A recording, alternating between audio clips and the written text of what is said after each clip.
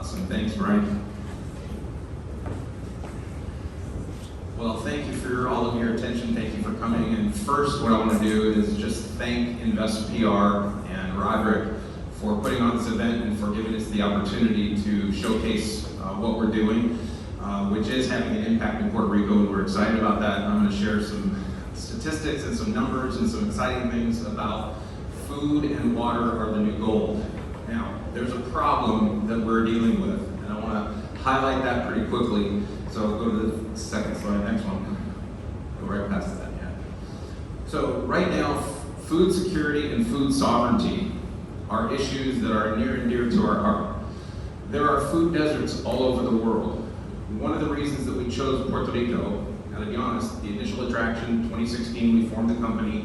Obviously, this is the only place on the planet where I can maintain my U.S. citizenship and pay zero federal income tax, right? So, totally candid, that was an initial attraction. However, there's a whole variety of other things that we are very excited about that are unique to Puerto Rico, but that are transferable and transportable to every other Caribbean island that has the same issues and other food deserts around the world. So we are excited to be addressing the problem, and when you think about 30 years ago, the size of the population, or even in just 2010, the population was 6 billion people, right? You look ahead 30 years, the population is projected to be 10 billion people. So we're gonna have 3 to 4 billion more people on the planet, and we're already using 70% of the available land to farm that land and provide food for the people that exist today. So how are we gonna solve that food gap when we only have 30% more land and we have almost 100% more demand for food, right?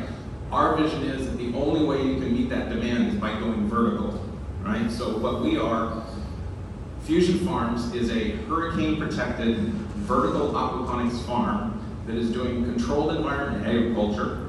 We are a sustainable-oriented, as I said, hurricane-protected. We are focused on sustainability, renewable energy, and a whole variety of things that we're going to give you all the check marks in the box of social responsibility, impact investing. We're on track to become a certified B Corporation.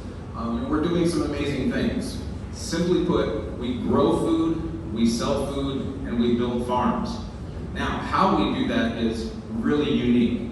We have a lower cost of capital for farms that we build. There's a lot of press going on right now in terms of hydroponic operators and vertical farmers, and if you follow the industry at all, AgTech and vertical farming, there's a lot of news going on out there. There's a lot of SPAC mergers, there's a lot of activity going on with App Harvest and Bowery Farms and Arrow Farms and Plenty. These are all hydroponic operators that are doing a great job. We differentiate ourselves as an aquaponics operator that combines not only the leafy greens, but also the fish component, which is the major source of nutrients for us. And there are a lot of benefits. I don't want to take a lot of time today. You guys have been phenomenal in terms of your attention, and I want to get right to the meat of things. So aquaponics is the fusion of hydroponics, growing in water, and using aquaculture as the source of the nutrients.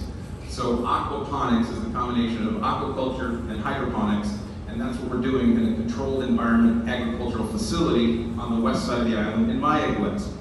Now we have, you can go to the next slide. There you can see our fish swimming around in the pond there. Now this was a Puerto Rico Industrial Development Company, owns a lot of real estate all over the island.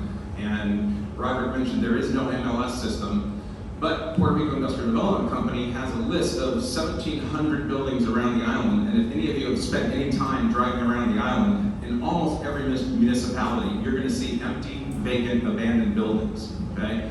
Well, we formed the company in 2016.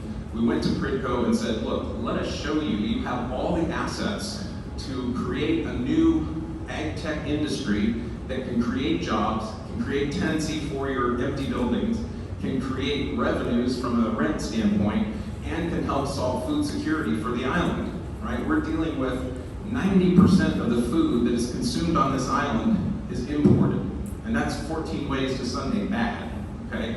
It is not food secure, it is not food sovereign.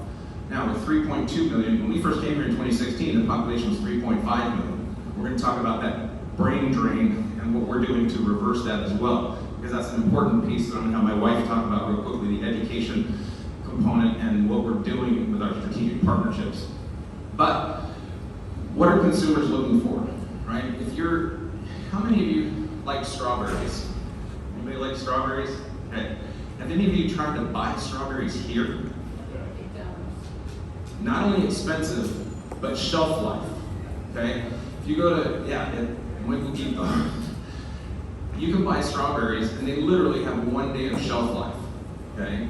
They will mold and mildew in your refrigerator within a day when you get them home. There's a reason for that, and that's because of food miles. When you have Driscoll that grows strawberries in California, they get shipped across the country to Florida. They sit on a container and are shipped here. So you have 2 weeks where all the shelf life available for that produce is used up in the shipping. And we have the Jones Act and a whole bunch of other things that will add costs and create complexity. But when it gets here, it has a very short lifespan. So the benefit to what we're addressing is hyper-local food production with an extended shelf life where we're getting higher quality food and getting it into the hands of consumers much more quickly. So instead of 2 weeks in a container on a truck across the country, it can sit 2 weeks in your refrigerator at your home and you're still eating healthy leafy greens. Now, one of the things that customers are looking for, we've created a list, right? Great nutritional value, new varieties, better tasting, farm to table fresh.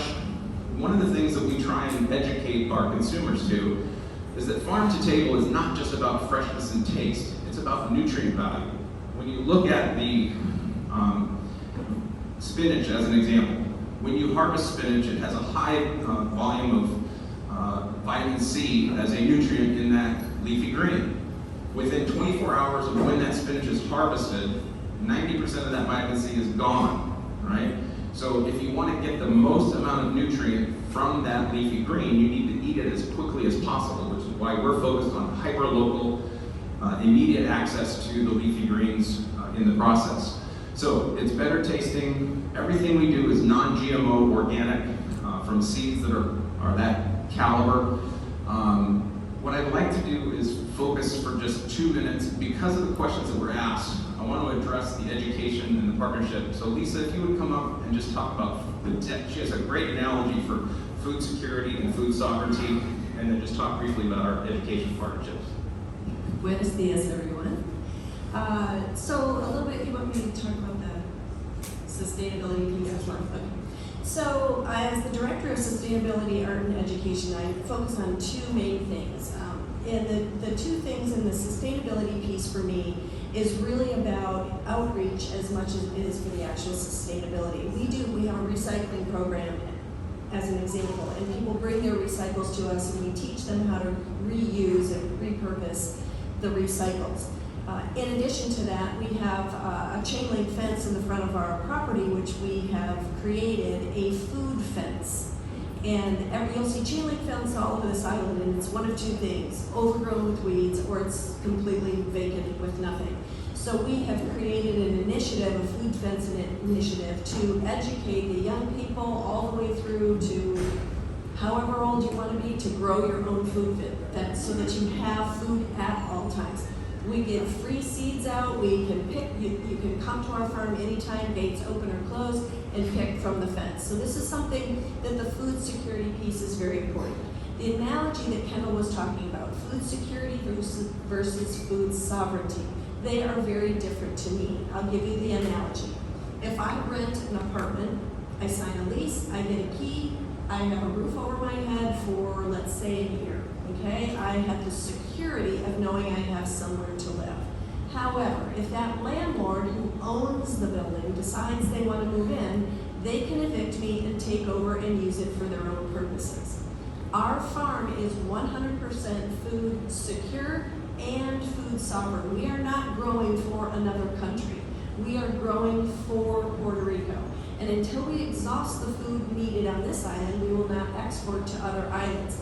When that happens, we will have all kinds of opportunity to grow food for the rest of the Caribbean, for anywhere we want to send it. But for now, the idea is that we are food secure and food sovereign on this island. We can invest in all the pharmaceuticals and all the tech and everything we want on this don't have food to eat, we're not going to be in very good shape. So that's the one piece about sustainability. The second thing, really quickly, is the education piece. We have a partnership with the University of Puerto Rico, Mayagüez. We're very, very proud of that partnership. We chose our location based on that. We have to date already given 18 well-paid internships to the students, the graduate students of that university. These are students that, had they not gotten the internship with us, they very likely would have left the island and worked in Florida or Nebraska or California. We are trying really hard to create well-paying jobs to keep those students here because they are the future of farming on this island. And we want to grow them up to have their own facility someday. That is our goal.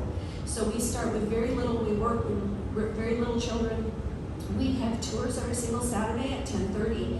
We bring through elementary schools, middle schools, high schools, college students. People from all over the world come and take tours so they can learn about our education program. So that's a little bit about us, and I'll turn it back over to Kendall. Thanks. So one of the things that we really are focused on is, yes, we grow food, we sell food very profitably, and I'll talk briefly at the end of this about the investment offering that we have on the iPortal with InvestPR, but some strategic things.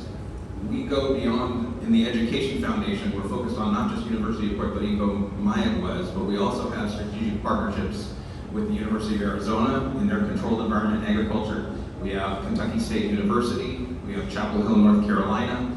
We also have a memorandum of understanding with the National Renewable Energy Labs out of Colorado, who is helping us define our complete power supply system. So it's not just solar, not just batteries, but we're looking at everything from wind to hydropower to anaerobic digestive biomethanation and doing digesters for energy creation, as well as the CO2 that we need in the grow rooms for our controlled environment ag facilities. We hold our Certificazione di Agricoltura Bona Fide, which means we are a certified by the Department of Agriculture bona fide agriculture operation. We have been designated by the government of Puerto Rico as a company of strategic importance, and that relates to the fact that we're also qualified as an essential food provider. So we were given special designations to continue operations through COVID. Now, COVID has put a big stamp on the fact that the global ag supply chain is broken, okay? People are becoming aware of the fact that you have to have food security and food sovereignty, and that means we must have hyper-local food sources, because otherwise things like what happened in Florida when you saw entire fields of produce being plowed under because COVID had broken the supply chain for traditional ag, restaurants were shut down, they didn't have a place to sell their ag, and that's just wrong. So from our perspective, there's a new emerging model, and the consumers are becoming very aware about what it means to have true food security. Particularly, we've had a casino operator in Las Vegas contact us and say they are both in a literal and figurative food desert, and they want us to build a fusion farms adjacent to their casino so that we can supply their restaurants with all fresh leafy greens and protein source. Let's go to the next slide. So we have a variety of crops. We have the capacity to do 99 different leafy greens. We've done market feasibility studies, we've done pricing analysis, we have a very sophisticated understanding of the local markets, because we are focused on hyper-local markets, so both volume, quality, and pricing. We just signed a letter of intent with Supermercados Econo, which is the largest grocery store chain on the island, 74 grocery stores. They have signed up to purchase 30,000 pounds of produce a month, 15,000 pounds of basil, 15,000 pounds of mint. So we are implementing one of the first solutions on the island that we have designated as carousel planting schedule. And what that means, quite simply, is because we're in a controlled environment and we're growing 12 months out of the year, because we have accelerated growth because of the controlled environment for both the LED lights, where we can grow longer growth cycles, but we're producing on a weekly basis everything that they need, both for the type of product that they want, the quality of product, and the volume that they want, which gives them certainty for their customers. Because you know when you go to buy groceries, you're not buying all your tomatoes once a year for your supply of tomatoes. Well, that's how farmers typically grow. They get one, maybe two, and if they're really good traditional farmers, you get maybe 3 crops a year. Well, in our facility, we're getting crops every week. Okay? So we can schedule and grow on a consistent basis. And the grocery stores love that capability. So we have a wide variety of leafy greens. We have tilapia and koi and freshwater shrimp, which are all fresh to the island, and we sell those whole live fish. What we're focusing on is an ecosystem. So if you have the chance, we invite you to come to our farm, and I'll talk about that at the end of this, but we have very simple inputs. The food that is being fed to our fish is the protein source that generates all the nutrients in the water. Now, I don't want to go into a whole bunch of detail about that because we have a scientific director who's going to show us a whole bunch more about the science. But we take inputs of the fish food, the energy from the sun, fresh water. Everything we do is rainwater harvest, so we're focusing completely on filtered rainwater as our source, so no municipal water. And we're producing food, both in the form of tilapia and the fresh leafy greens. And there's a whole variety of other things that we're generating as additional revenue sources through vermiculture and through creating compost from the byproducts. So just a lot of things going on. Let's go to the next. So as we're growing the company, so we have 18 employees, we've put a bunch of interns through the program, we're growing the company, we're doing a Series B offering, which is on the iPortal for InvestPR. We needed to expand our management team. We said, okay, what would we want as the ideal leadership management team for the company? We said, wow, what if we could get a food scientist who had an incredible amount of experience with the USDA and with doing food research and food science for Fortune 500 companies. So we said, let's put that up as a wish list to get a food scientist, okay? Then we said,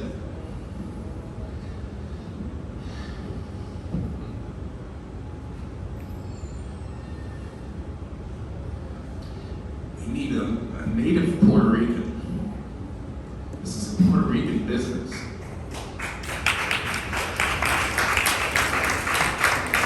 So we said, we're gonna find, next one, someone who can wield a machete and a garabato. Okay? The next one is, how cool would it be if we could get someone who is a vegan super athlete, someone who's a master class record holder in running, someone who demonstrates plant food support powering your own body. And when we talk about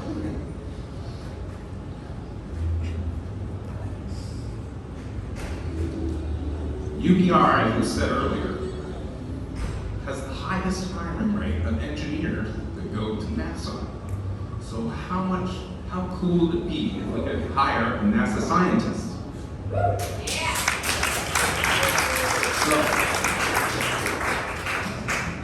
ladies and gentlemen, I give you Dr. Annabelle Morales-Droz.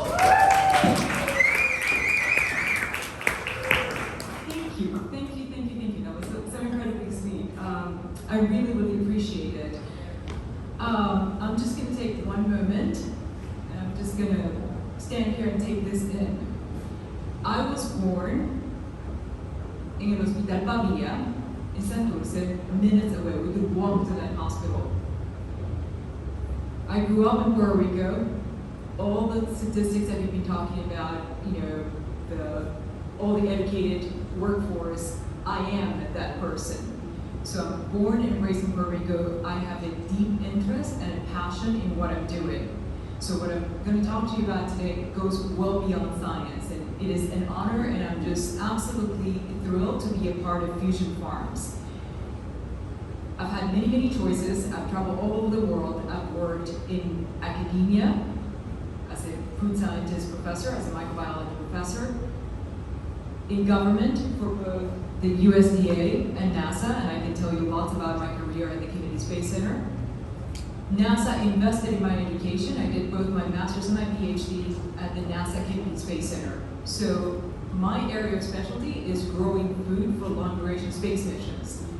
Places where it's really hard to grow food. So here we are in Puerto Rico, growing in a closed system. And I'm going to explain to you how that closed system works. So that's why I just need to take a moment and take this in. I am here talking to you and I represent various different things. I represent, hopefully, the future of food. So the new farmer in Puerto Rico is going to be wearing a lab coat. You're looking at it, right? So it's not just making a fashion statement, but this is the kind of science and technology that it's going to take to grow food in Puerto Rico and beyond.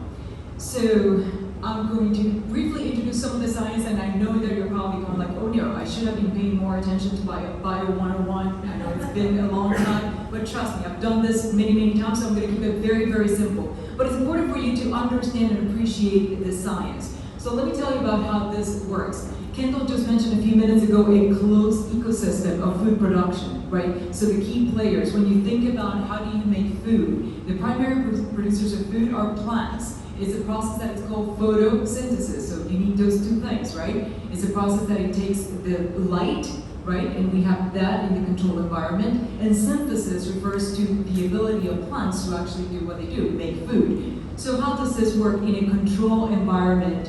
Aquaponics. It is all indoors, it's a closed system, all natural recycling waste into resource, water recirculation systems and rainwater harvest tanks minimize water requirements. And that's really, really important because we know how incredibly precious water is as a resource, right? So if you go without water, how long do you think you're going to be able to live?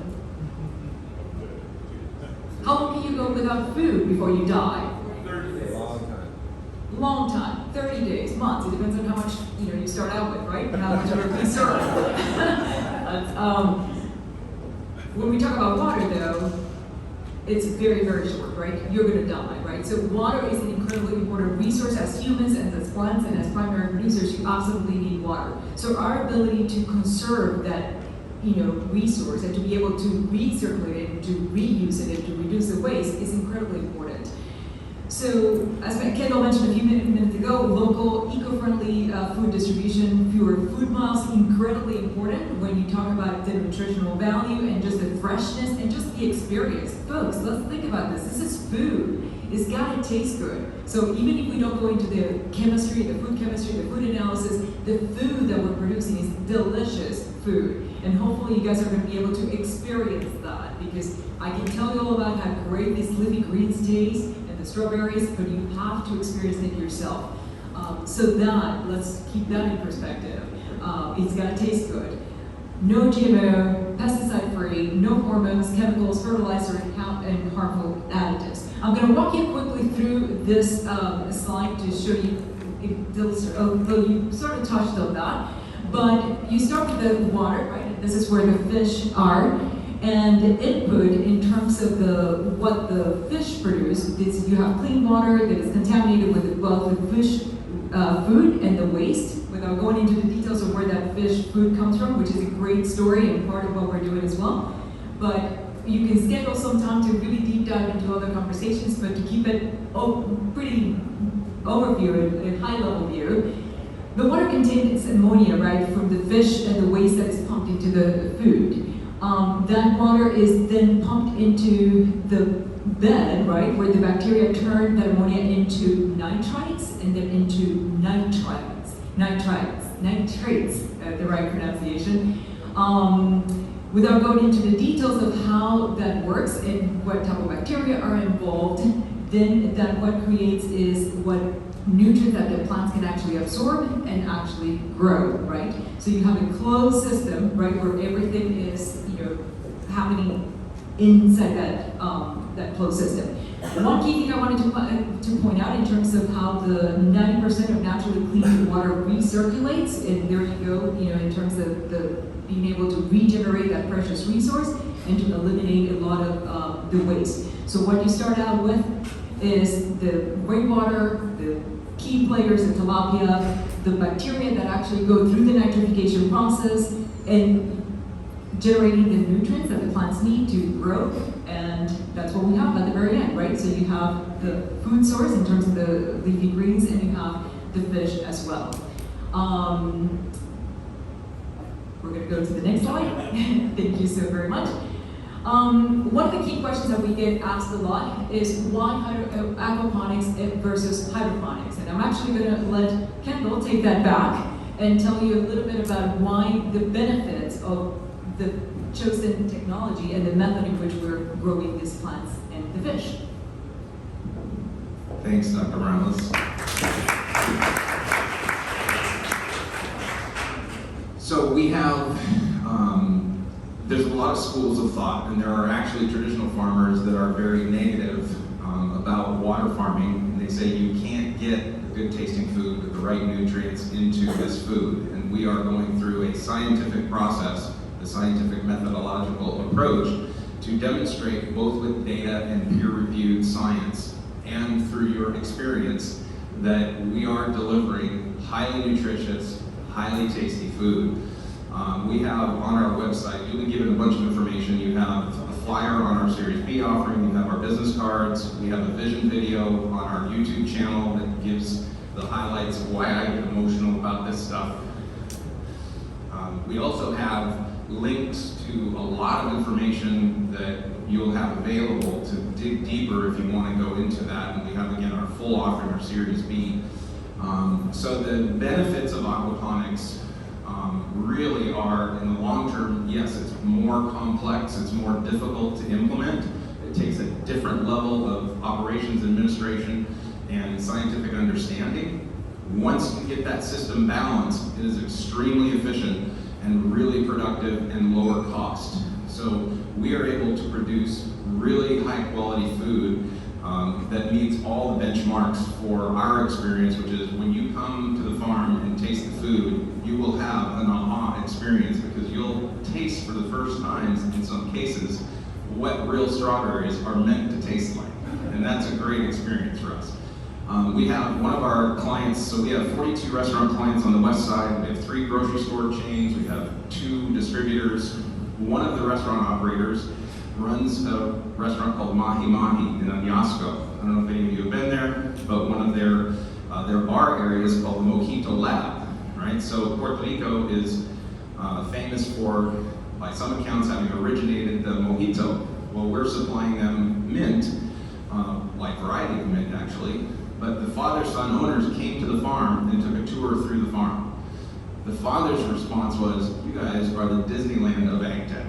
So it is a first-of-a-kind experience. We can talk about, a picture says 1,000 words, you can look at all the videos, but I'll share a quick story about my daughter. She was in 6th grade Roman history. She was reading all the picture books, reading all the stories about Roman history, you see the pictures of the Colosseum, and that next summer we went to Italy, went to Rome, and when she's down on the floor of the Colosseum looking around, she's like, Dad, this is nothing like the picture book, right? So that experience of actually walking the floor of the Colosseum is why we're emphasizing that we want you to come to the farm, because we can tell you the stories, we can share with you the ideas, we can give you all the benefits, we can talk about the great return on investment, but none of it will make the same impact as when you walk through the facility.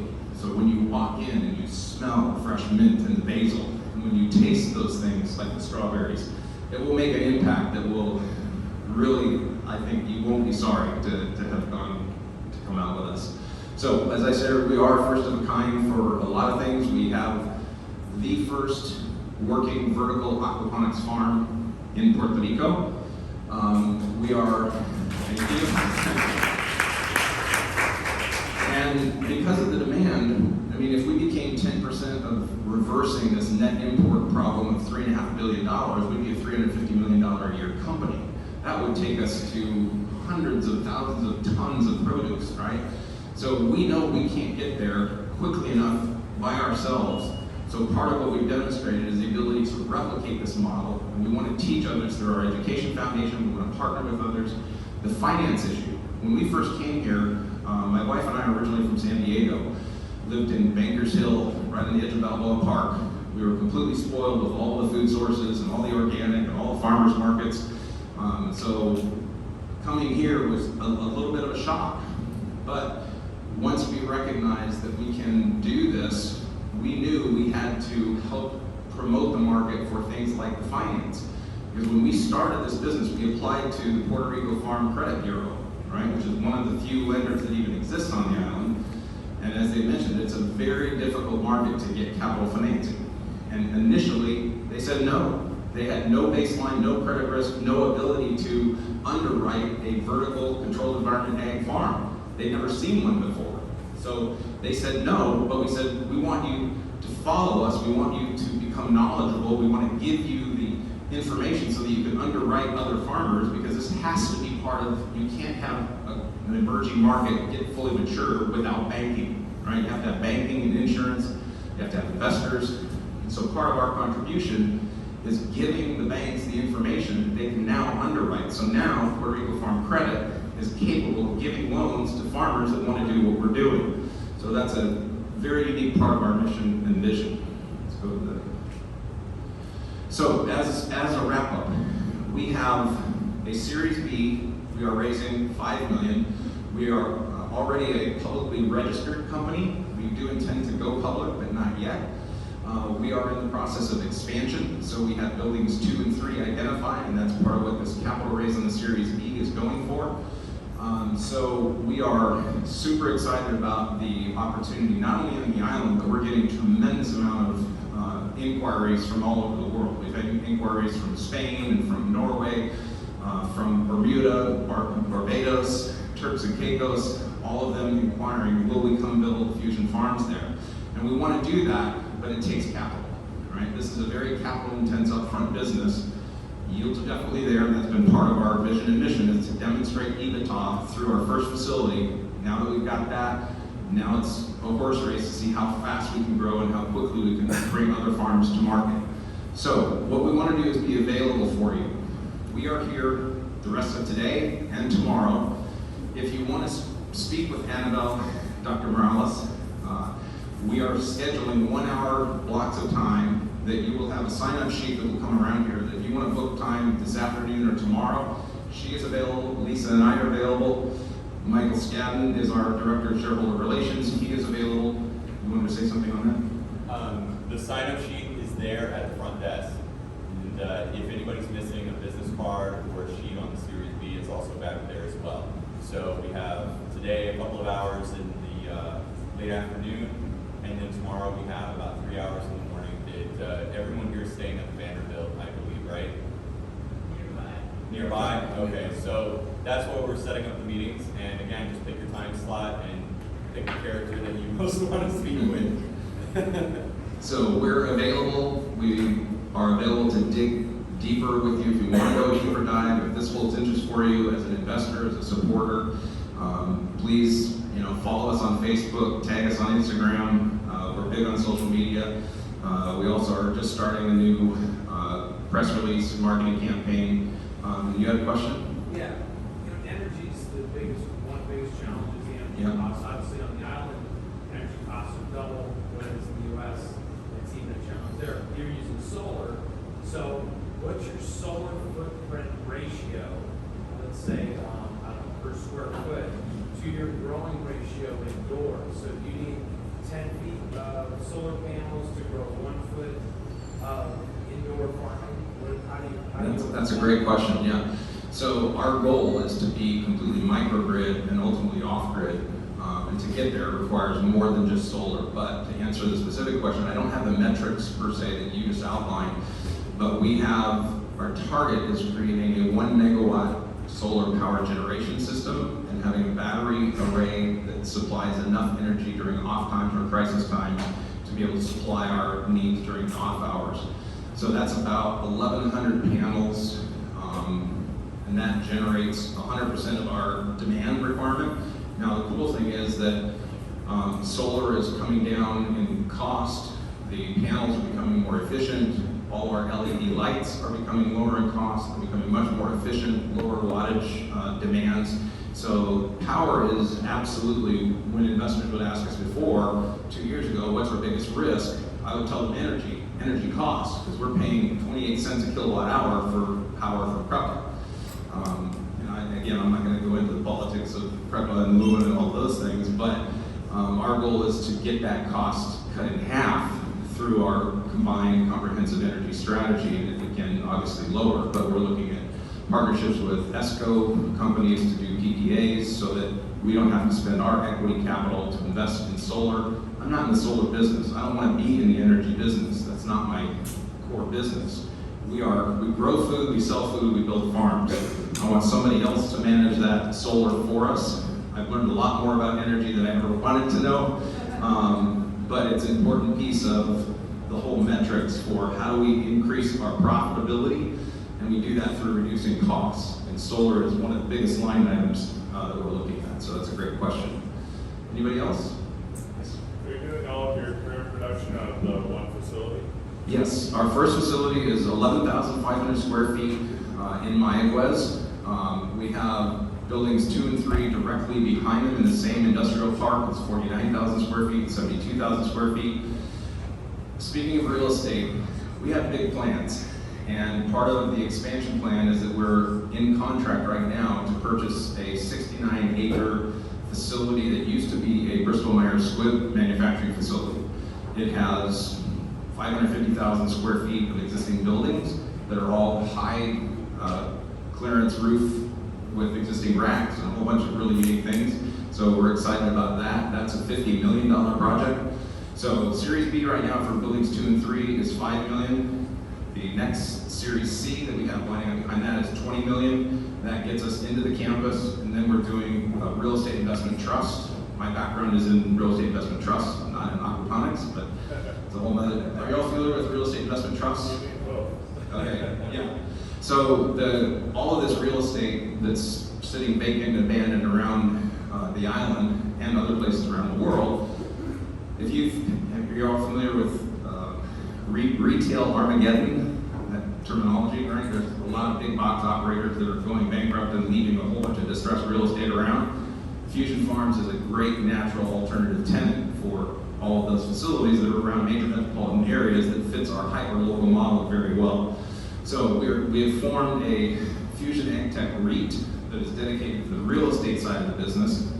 And based on my background, just real quick, I formed in 1993 what today is Alexander Real Estate Equities. It's New York Stock Exchange listed, 14 billion market cap, publicly traded REIT, focuses on life science facilities.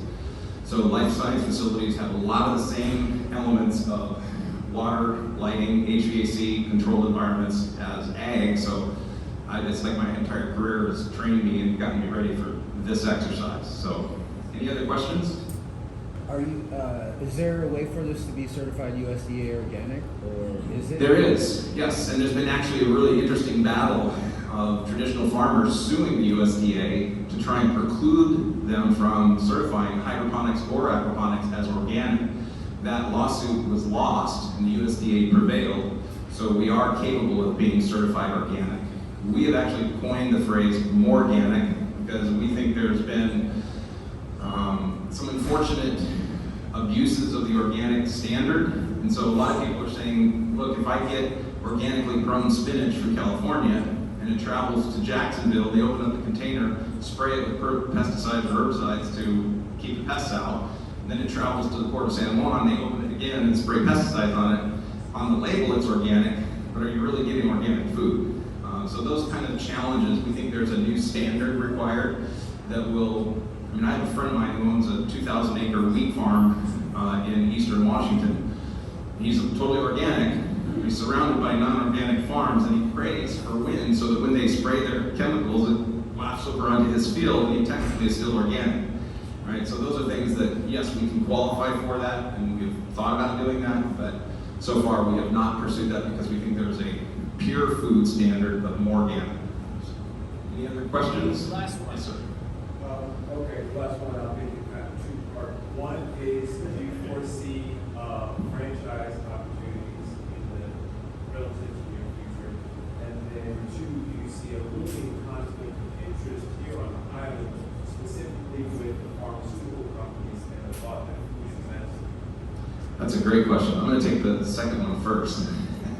Because we are big believers in food as medicine. So we are growing some medicinal foods, not cannabis and hemp yet. We are licensed for hemp, but we've chosen to stay focused on food for humanity as opposed to food for profit.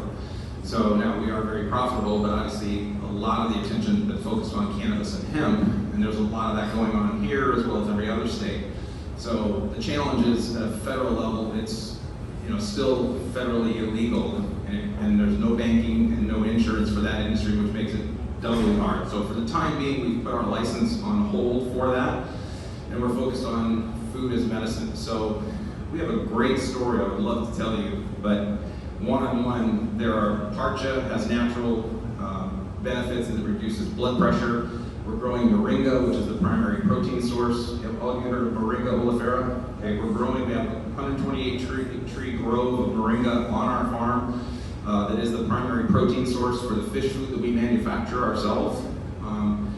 It also has incredible, I will just encourage you to Google moringa for medicinal benefits, because there have been FDA human clinical trials where it's been demonstrated efficacy for a variety of symptoms, including blood sugar, blood pressure, anti-inflammatory things. So we are very much proponents of food as medicine, and that's part of our education program, is addressing. Puerto Rico has the highest incidence of obesity of any state, right, or territory of the U.S. It also has the highest incidence of diabetes related to that. Now, our belief is that with the right education and the right food sources, you can reverse a lot of that. Now, food is not a magic bullet, and there's no single solution to reversing obesity and diabetes, because it takes exercise and a variety of other things. But having the right food source and getting a solid, healthy leafy greens into the diet. When we first came here, the common thread was, and I don't know if you've experienced this here, there's nothing green on the plates in Puerto Rico, right?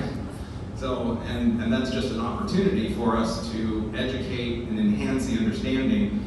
And part of that is a cultural issue where 60% of the population is on some kind of government assistance. So poverty is a very real thing. And when you're focusing on how do you educate that mentality with the rights to be able to access healthy food at a low cost, those are things that are possible with our model, because we can deliver high quality leafy greens with tremendous nutrients at a cost that is lower than the competition coming from international imported products of that nature. And I forgot the first question now. Franchise, yes. We have decided to pursue a licensing strategy and a build for you approach, as opposed to a franchise, because it's millions of dollars now to create a franchise model. But we accomplish effectively the same thing. So in our tripartite 3 legs of the stool, we grow food, we sell food, we build farms. The we build farms part is we build it for ourselves, for our own account, and we build it for other people so that we can come in, and if you have the investment, if you have the location, we will build it for you. We can teach you to build it, we can operate it for you, but we have an entire infrastructure of people, process, and tools that this is something that it's extremely complex. Simple in concept, very complex in execution. So we have a very talented team of people that we want to transmit this knowledge, and so for the right teams in the right places, we will build a farm for you that you can run yourself, or we will work with you in a partnership.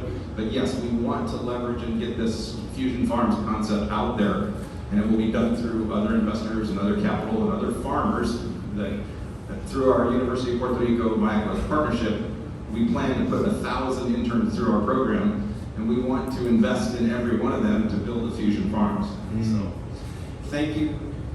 He says we have to stop you and play a 1-minute video. Okay. Can you play this 3 minutes? Thank you, everybody, for your attention. And again, we're available for a deeper dive. If you'd like to spend some one-on-one time with us to ask questions, we're available. And we're going to show you a 1-minute virtual tour, which picture is worth 1,000 words, video is worth 10,000. You've got to come to the farm to experience it personally. So thank you.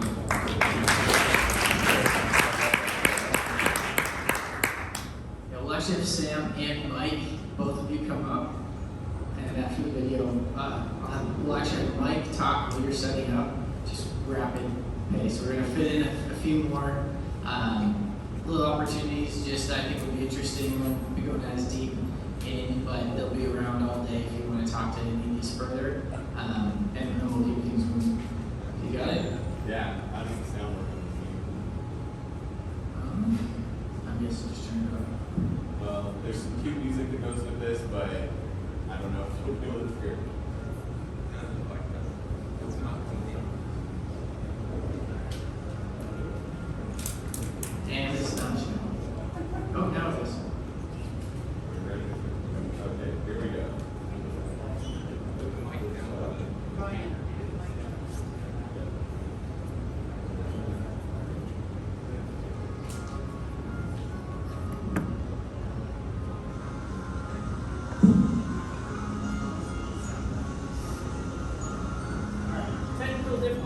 We'll send it to you by email. All right, awesome. So Mike, come on up. Sam, get ready. Mike's gonna intro. I think it's a pretty neat. Still learning about it, but pretty neat mining operation for blockchain. Not mineral mining, but I'll let Mike take it off or take it away, and then we'll jump into Sam, who has another interesting investment opportunity. Thanks, Brian. Hi, everybody. My name is Mike Roth. I'm going to keep this quick and short and to the point for you. So what we do is I run a company by the name of SupplyBit. You can look us up online, supplybit.io. And we are cryptocurrency miners, specifically Bitcoin miners. And what I mean by that, what is cryptocurrency mining? What we're doing is lending our computing power out to power transactions. So for instance, you want to send Bitcoin to Brian, somebody needs to verify and power that transaction. And that is what cryptocurrency mining is. In return, we get compensated in Bitcoin. So how do you actually do this? Traditionally, you have to go to China and buy specialized computers from one of two manufacturers, import those computers to the US, source cheap power, pay shipping costs, and also with a third-party data center or co-location facility, put down deposits. So traditionally, if you wanted to mine cryptocurrencies, it's pretty capital intensive, being that only 70% of your capital goes towards the actual hardware, and 30% of the capital gets tied up in ancillary costs such as shipping and deposits. So with SupplyBit, what we did was turn that completely on its head. What we offer is a mining contract very similar to a